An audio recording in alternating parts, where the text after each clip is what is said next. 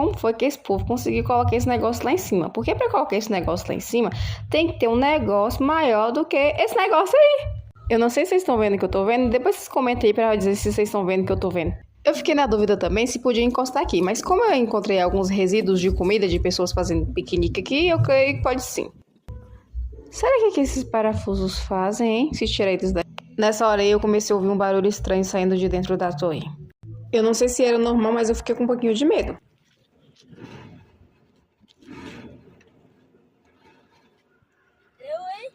Por via das dúvidas, eu saí de perto, né? Vai que é uma falha mecânica.